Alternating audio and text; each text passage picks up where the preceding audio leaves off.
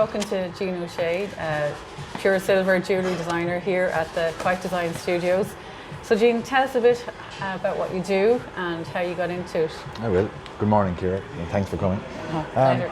I got into it somewhat by accident, really. Designing for Waterford Crystal for many years, 25 years as a designer, and circumstances changed there, and I said I'd just reinvent myself, and I chose pure silver as a medium to work in because so many years in design. I said to myself, why not transfer my skills over? And thankfully they did transfer, and I'm having a great time here. People thankfully are liking my designs. And how long are you here actually? I'm actually here only a little over a year, and and what I really like is a lot of tourists come by here, and I get a lot of repeat business from locals. Local people are great to support me, and they come by and they see my window in Henrietta Street there, and I'd often have people coming in and say, I spotted something in your window a month ago. I was keeping an eye on it, and they'd come in and meet me, and it's lovely to have that interaction. And did you work at home then before that, or? I worked from home when Waterford Crystal got into difficulty and they restructured. I worked from home I was working in-house as a designer, but I continued to design from on the outside. I wanted to work as a sole trader to kind of get a handle on working for yourself. And for 10 years I worked for Waterford Crystal from the outside, providing my designs. I was specialised in sculpting. That was my field. Okay, wow. When Waterford bought Wedgwood in the 90s, they had, up to that point, they had never done solid figurines and giftware. So what they did was, this long story short, the company sent me to Wedgwood, and I lived with a Wedgwood artist over there because they specialised in sculpting. So she taught me. I lived in her house with her family, and she taught me how to sculpt in ceramic clay. And the process is I would create the first piece in clay for a Waterford product, and then I would cast that clay piece into a resin, and ultimately I would have what's called a manufacturing prototype for a figurine, an angel, Santa Claus, anything of a figurative nature. I would have designed that. God, that's lovely. Yeah, it was technical and kind of artistic as well, or design, product design based. You merged the two. Merged the two. It's a kind of unique role, and I had that role for a long time, and I did realise then I got better and better at working in small scale, because some of the ornaments and figures that I would make, the face for instance, would be very tiny, maybe the size of your fingernail, a face. So I knew that I had the hand skills maybe to transfer to designing jewellery, because jewellery is quite small scale. Yeah. So I had those skills, but what I didn't know I might have had would be the ability to design jewellery as opposed to crystal. But as it worked out, I think I probably inadvertently had developed skills for 25 years designing product, and it did transfer over, and I wanted to keep my jewellery contemporary. And silver is a perfect medium for contemporary design as opposed to gold. So that's the route I went. Seems to be working. Very good. And actually my next question was, a lot of your jewellery is inspired by nature. It's very obvious. Like, what do you love most about nature? Like, I know it's kind of, I suppose most people ask these crafts, all craftspeople say I'm inspired by my locality and nature and that, but it's true. You are where you come from. So I was southeast of Ireland. I reared my kids, they're all gone now, but I reared them mostly on the west coast of Ireland. We used to have a caravan and go across the Clare to the Burn, predominantly the Burn. And it's just, you got a liking, and they did as well. They live all around the world now, and they still come back and go to Clare, go to the west coast.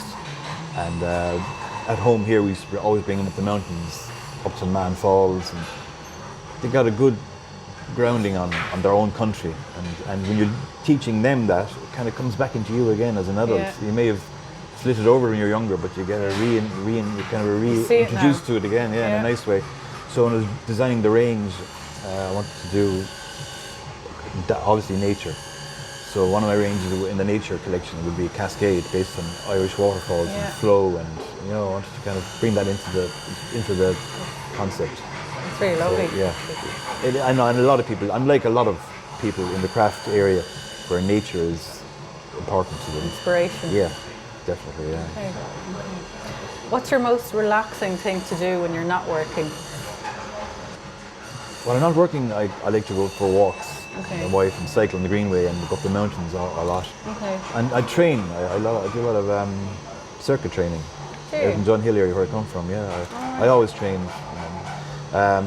It's kind of stress relief. I find training, hard training, once you're healthy, it's good for you. It's great stress relief to reach as far as you can go and then relax. I've always done it since I was young. So Okay. it's in my nature to just kind of train away until somebody up there says stop training. And where in Waterford do you like to go? So you were saying the Greenway and Man Falls. Is there anywhere else around or in around the city that you like to go in for a drink? One of my favourite places is, for relaxation also, is Tremora's. I love Tremora. I live in Kilmeaden, which is not too far from Tremora, but I've always gone to Tremora since I was a child. But there are beautiful walks in Tremora. And Tremora's kind of reinvented now the coffee culture. Down around Moe's Cafe down there, we would start down there on typical Sunday morning and walk up around the Gillamine, all around. It's a lovely hour-and-a-half walk. It's invigorating. Yeah. It can't beat sea air. No. It's the exercise in sea air just kind of fills you up slowly. That's very good. That does me. What would be your favourite Waterford slang? Oh, the blah. This is the Waterford. So how's it going? Yeah. Or my son lives in Cork now, but he was a De La Salle man and meets up with all his friends and the typical thing is well by. No matter where you come from, it's well by. Yeah. How's it going? And they carry with them no matter where they are. Well by. It's a real Waterford thing, and it's years and years ago people would be embarrassed by where they about things like that, but I think people are carrying it as a badge of honour now. Yeah. You're from Waterford and be proud of it, and you're Irish. Because all my kids, for instance, they're of the era where a lot of them had to emigrate and go away. So all the more reason for them to kind of retain their Waterford identity. Yeah. So it's great to see it. Yeah, definitely. And we asked everybody what was their favourite Waterford slang. I think well boy and well girl. Yeah, well girl. Quite a nice familiarity about it. There's something about it that bonds It means people. a lot. Yeah, it means a lot. Yeah. It does. Actually, I was going to just ask, is there a particular aspect about or characters about Waterford people that you really like or just like? Well, Waterford is a lovely sized town. I mean, compared to Dublin, where you don't make eye contact, or it's a little bit, it's more parochial, and everybody knows everybody. You can't say anything to anybody because they know a cousin, or especially with the glass factory connection. Even though the glass factory I know there is a factory, there is a small factory on the Mall, but the bigger factory in Kilbarry of the time, its tentacles are everywhere. So you can't speak to anybody who doesn't know anybody who worked in Waterford Pistol or knows somebody. So in that sense, it's very, it's almost like a village, a big village. Yeah. Friendliness. It is, yeah. And Cork has an echo of it as well, because Cork is smaller than Dublin, and you do have more eye contact, and there is that kind of closer bonding with people. But Waterford especially, it's just everybody knows everybody. That can be good or bad. Well, that's the thing as well. Yeah, that's true. Who do you most admire? In what sense? Is there somebody when you were growing up you're like, I want to be like them, or even a celebrity, or just somebody sporting in your people, life? Sporting people, of Irish. You'd be proud of Ireland being a small country. For the size of Ireland, we've had the best runners and golfers worldwide, you know what I mean? And there's something about Ireland, a very humble kind of a nation, and even though they might reach the pinnacle of their sporting career, they're always Sonia O'Sullivan and people like that, and our best golfer, Padraig Harrington, and people like that. They come across as very humble, and it's not put on. They are grateful for who they are and they make a stamp on the world stage, and they're from little old Ireland, which is like, and they're so good and so refreshing to hear them on television compared to other people who are full of themselves. And these people have just as much ability and more, and yet they're still grounded. I admire those people because they are the ultimate examples of making the best of your life and still keeping your feet on the ground. It's a lovely trait to have, and it seems to be a very Irish trait. Yeah. So it matters. We'd all aspire to be like that, because we all have egos. If you had a superhero power, what would it be? Is there something that you'd love to be able to do? God, that's a superhero power. We shouldn't really, but to like to know what people think about you, because we all like to be well thought of. Yeah. If you meet somebody or you're interacting with people, that they know what you're like. Okay. That you know what they think of you. That's very interesting. It would be an unusual aspect to have in life. Maybe you could be more yourself then, you know what I mean? Read minds a bit. Well, yeah, maybe not to that extent, yeah. Just in that moment. Yeah, in that moment, yeah. That interaction. Yeah, because we all put on a kind of a front when you meet people. Not a front, but you try and put your best foot forward, and it'd be nice to know what they actually think of you. Okay. Maybe it's a personality flaw, I don't know. That's very interesting though, because most other people we would have asked that. Quite often they want a physical power, like to be able to fly or... So I wouldn't mind being 6 inches taller would do me grand. My son laughs at me because he's over 6 foot and I'm what he calls a short ass. Really? He said he's glad he didn't inherit that part of my life. Right. My wife was obviously that side of the family, but Paul will tell you. Yeah. Kira's 6 foot. Any words of advice for young people that would like to get into design industry? Oh yeah, definitely. Don't be afraid to grasp it with two hands. If you like what you do in life, it's not about making barrel loads of money. If you like what you do in life, you remember you're going to spend 8 hours a day doing it, at least 8 hours a day. So enjoy it. And if the figures work out that you can make a living of sorts, if that is your chosen career or whatever it is, whether it's the service industry or the craft industry, go for it, because if you've got to work maybe 30 years, 40 years in your life, it would be nice to like what you do. Yeah. And if you're in my particular instance in Waterford, I wouldn't be here now if it wasn't for Leo, the local enterprise board. Really? Great, they're brilliant. They supplied me with all the information I needed. I went to them with an idea. Okay. And very early stages, they sat down, listened to me, and they were great. They supplied me with mentors and advice to work out a business plan, because having your idea and your passion is one thing, but bringing that function to marry with the numbers game, which is a business has to wash its face. You've got to be somewhere, sell or provide a service and make money to survive. They were invaluable.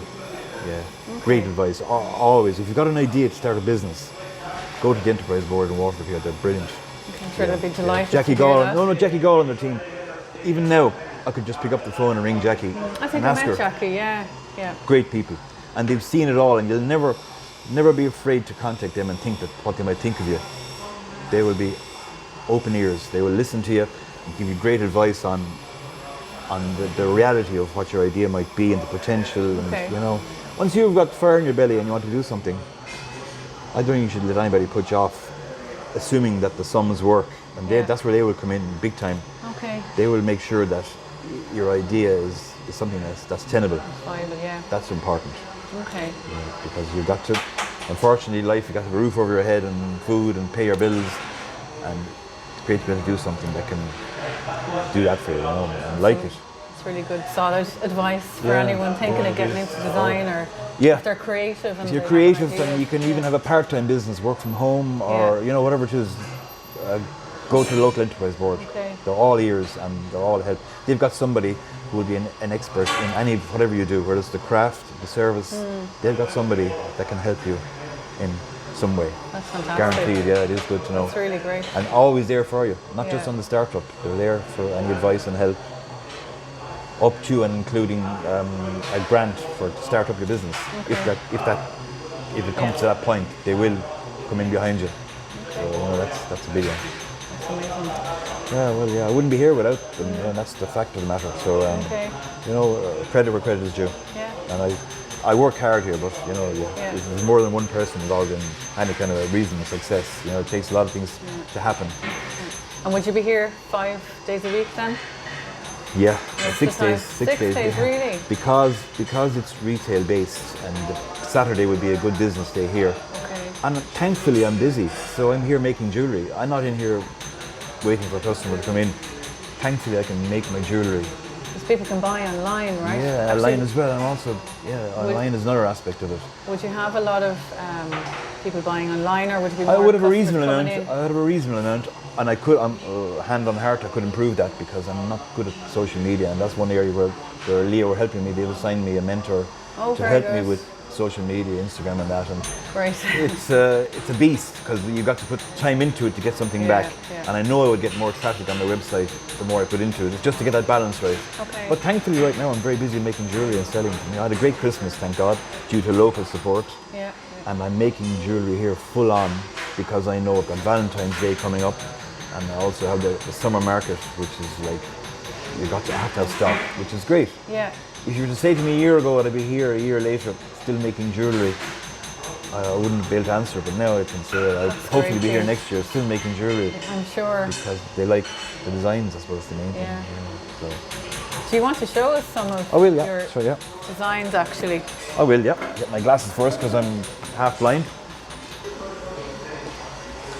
Here's a piece, I've got some hearts in my range and a cladda, but that's a different type of heart that I'm introducing. This, yeah, it's actually curved, and I've put the loop at the back of it so that the chain comes in behind the piece. Okay. So it doesn't interfere with the shape of the heart. And I'm at the stage now where I've got a satin finish, and the heart is standing out there. What I'll do then is I'll polish the heart to make the heart come out. If you can I'll show you how I do that. These are little. They look, well, yeah, for all the world they're rubber, but they're impregnated with a polish, and they're quite hard. So you can have this satin finish everywhere, and then what you do is you polish over.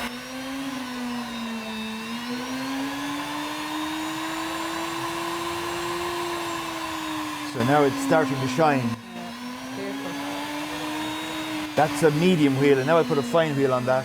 What I'm doing now is creating a dimension in the piece where you've got the silver on the surface is going to pop now because it's contrasting with the satin in the background.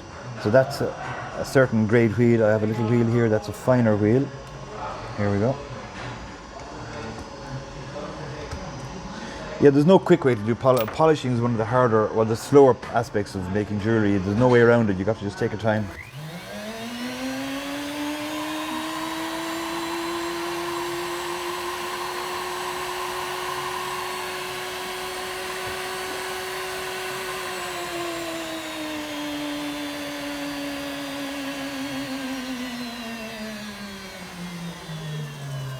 That's getting there now, but you can see the difference from a moment ago, where you can see the contrast now. Yeah, it stands out so much more. And I'll polish this lip around here, which will highlight the heart shape. So you've got this and this matching with the satin in the middle. It's lovely. Gives you a kind of a dimension to the piece. I do have flat hearts there, but that gives it it's a bit more interesting. It is, and obviously, contemporary as well. the concept is two hearts, obviously. One heart for male, female, or whatever. Yeah. That's it. A few more pieces you'd like to just... Yeah, this is a contemporary piece. Earrings. Yeah, that's a new piece that I have. I've got a pendant matching that. I like the profile of it. Believe it or not, it doesn't fall into the category of my other pieces. I've got nature, weave, and heritage. I just like the shape of that. Sometimes you make a piece that you like the profile of it. I like the fact that the three pieces are totally disconnected in one way, and yet they provide a lovely profile. Yeah. It's very elegant, and the pendant version of that is very elegant looking. It's lovely. So that's just kind of an aesthetical exercise rather than a concept. Yeah, and it's just a nice piece. I like it. And sometimes you have to make a piece because you like it, and of course you do. You hope that other people will like it, but that can happen too. Yeah. Thankfully, I've had a good success rate of what I like. If you're lucky in design, if you follow your own gut instinct and if you like what you make and other people are liking it, that's a marriage made in heaven, rather than you trying to second guess what people might like. Yeah. You know what I mean? You're better off just sticking to your own. And you could be making jewellery as much as you love making it. You could be making it for people, but it mightn't be more creating for them than you. Yeah, that's what I mean. You're falling back out of the picture. Yeah. And with Celtic and Irish jewellery in particular, people comment that my heritage pieces are simple because successful design is simpler than complex design. So the simpler you can design something, the design will last longer. Yeah. So people always comment on my heritage pieces because if you look online and look at Celtic jewellery, you can see a lot of fussy stuff going on. It can be very dated in time and very busy. So if you can just pull back, you'll be better at The end product will last longer. The design, timeless pieces. That's a bit like that's clothes though as well. There's certain good design things doesn't age, and it even comes around after 20 years. Quality of the material, tweed or something. Look at all the fashion out there now. It's all retro. Yeah. And because there was a lot of quality involved 50 years ago in making garments and with the tweed, it's a huge industry now. There was a period where no one would wear tweed 20, 30 years ago, and now it's, so it goes back to the good design. Yeah. Agreed. Yeah. Just a couple more questions. Yeah. Name 3 people you'd like to have dinner with, alive or dead. Any? 3 famous people, is it? Yeah, maybe, God almighty, dinner. Sporting heroes, you know what I mean? Sporting heroes? Yeah. Padraig Harrington would be number 1. Okay. I mean, he's still riding high. He's such an interesting person. He'll be captain of the Ryder Cup now, and he's a stalwart, he's a stalwart, that person. I love to sit down and have a chat with him over a glass of wine and a meal and talk about how does he mentally keep it all together. Okay. Tough game. Focus. Yeah, focus. And Brian O'Driscoll, another hero of mine. Rugby. Yeah, he's an out. And Sonia O'Sullivan. Okay. Oh, sports people. Yeah. Well, I just admire them. They're brilliant. Okay. Because it must be so hard. Physical endeavour is one of the hardest things ever. You can have a gift, but then they work their off to stay on top. It's all right, you can say it on camera. It must be horrible to try. Imagine Sonia O'Sullivan. God love her, the time she had diarrhea and it all fell apart on her. She still put all the training in. Yeah. She probably could have achieved more than what she actually did. In this era, she might be even better, Yeah. And our boxer, what's her name? She's fantastic. Katie Taylor, another one is work over image. Yeah. Some people I'm not a Conor McGregor fan, I'll be honest, I'm not. He's Americanized and he has the ability. But when he first came out, people thought he was going to be an ambassador. I don't think he's an ambassador. That's my own personal. I prefer people who are they put the work in, stay behind the work rather than just all show. They don't have to self-promote actually because their work speaks for itself. Exactly. Right? Exactly. Probably something you identify with. And the quieter they are, the better they are. Yeah. They just have it. Yeah. They don't feel the need to go bling. Yeah. So, very doers good. rather than sayers, Very good. And they're all alive, so technically it could happen. Yeah, could happen. Yeah. Do you like to travel? Love travel. Do you? Yeah, the other night we booked myself and my wife Angela, we booked our Camino. We do the Camino regularly in Spain. It's a lovely way to spend your day. I'm not a huge beach person, laying on the beach. I get pretty bored after a while, so is my wife. So we do things like that. We do the Camino and we go skiing, love skiing, absolutely. We brought our kids skiing when they were young and they are all good skiers now. And we still go skiing ourselves. Where do you like to go skiing? The Alps mostly, yeah. The Alps. Any particular? Austria, Saal and San Johan. And the Alps seem to be better. We've gone to Livigno and places like that recently and they're grand, but it's hard to beat the Alps for skiing. I'm not like an expert, but it's just, they're lovely resorts, they're well run. Yeah. You pay a bit more, but the holiday is much better. And beautiful skiing place. is lovely. Yeah, if you went skiing, you'll understand. It's just lovely. Lovely. Again, it's an activity holiday. Yeah. I've never been, but one of my best friends is from the French Alps and I've been up to Chamonix in the summer. But you want to keep a friendship up with her then? Annecy, yes. Oh God almighty, you love it. Some beautiful places. To start, you won't stop. Just fantastic. And the Camino. The thing about the Camino is you meet lovely people. People think the Camino is all about religion. It's not. It's about people who might have a juncture in their life or something they want to commemorate or just experience it. And normally the Camino is a 1 week walk. You can walk for a month if you want, but normally you go out, you go to Santiago and you travel out maybe a week's walk away. You walk every day, you meet some interesting people. People on their own, people in groups, people from Brazil, Cuba, England, Scotland, anywhere. And you walk along the side of the road with them and get to know them and talk to them, have a cup of coffee with them. And they all have a story to tell. Yeah. And everybody's of a kindred spirit. They're walking there for a reason. And they're all interesting people for that. Everybody should do the Camino once in their life. Sounds unique, actually. It's nothing like it. Yeah. And again, it's not about religion. It's the mind going as well. Yeah, and it's not that deep. It's just you meet lovely, interesting people. We've often met people like you'd be amazed at how interesting it can be, and everybody gets on.